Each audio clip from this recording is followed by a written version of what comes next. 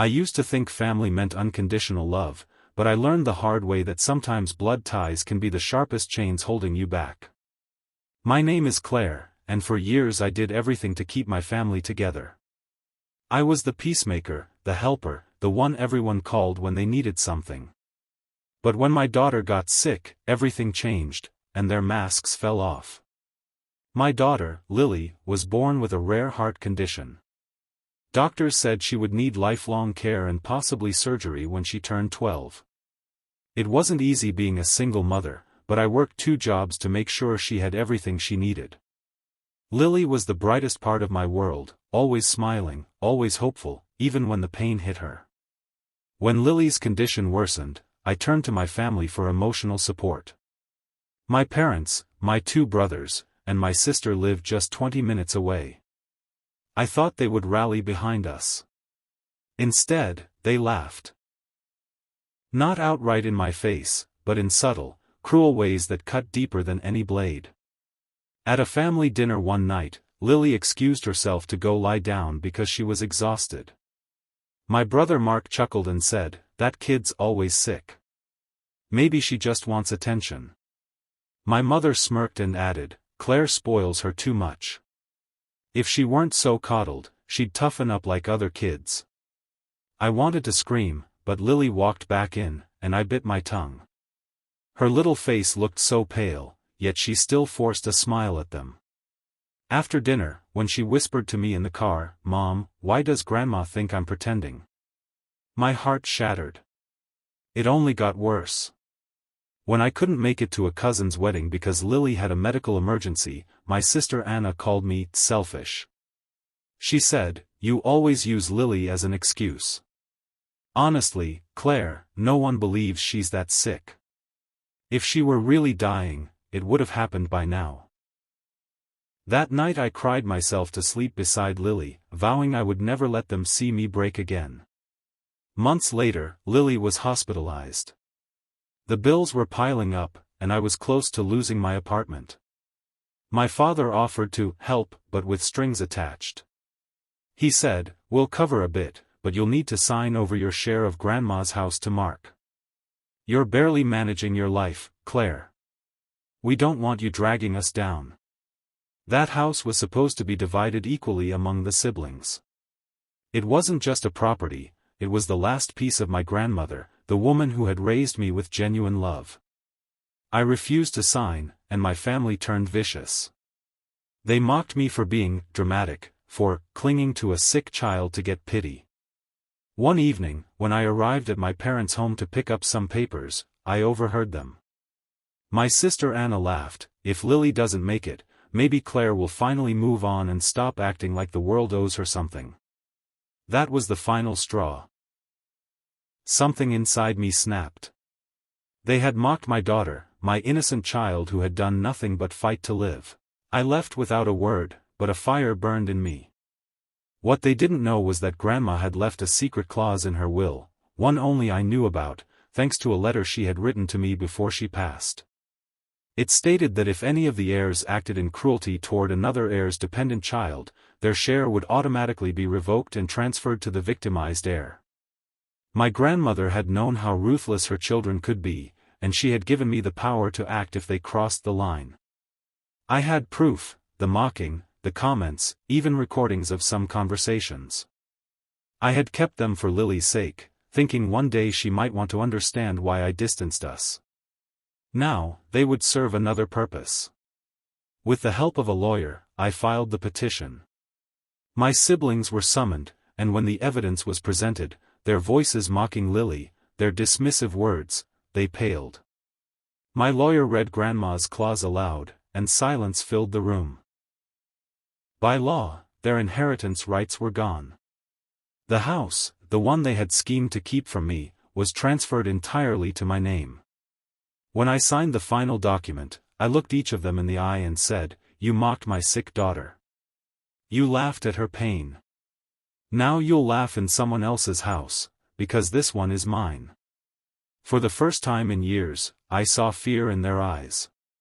But it wasn't enough. Deep inside, I knew this was just the beginning. Taking the house wasn't revenge, it was protection.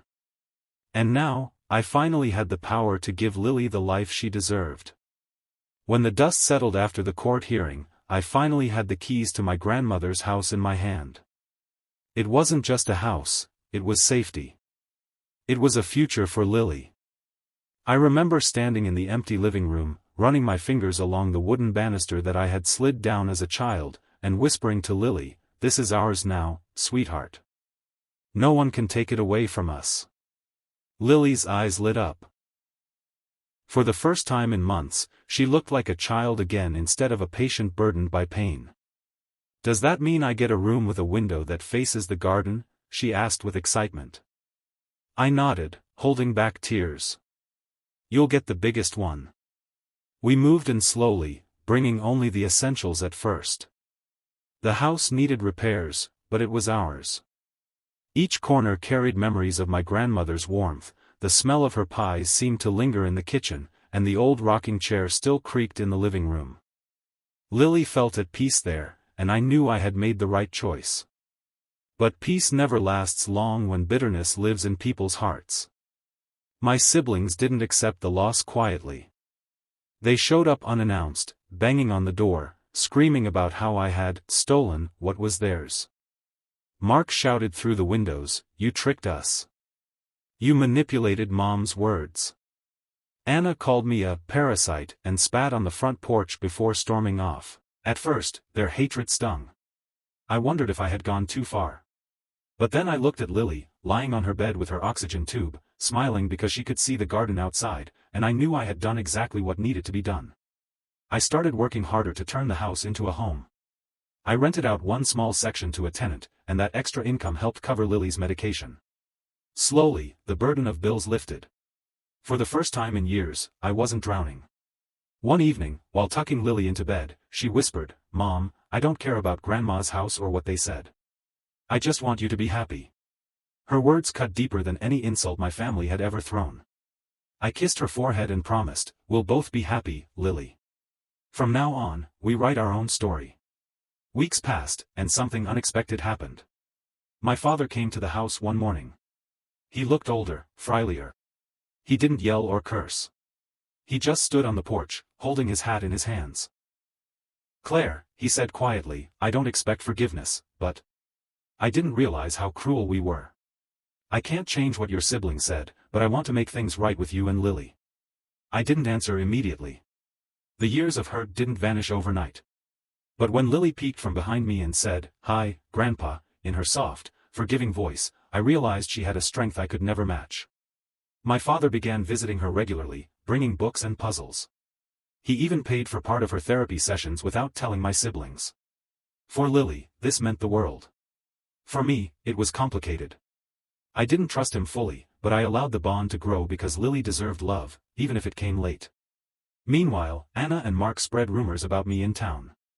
They said I had manipulated the will, that I had poisoned Grandma's memory to get the house. But the documents were clear, the law was on my side, and deep down, they knew they had lost because of their own cruelty. One day, Anna showed up again, this time crying.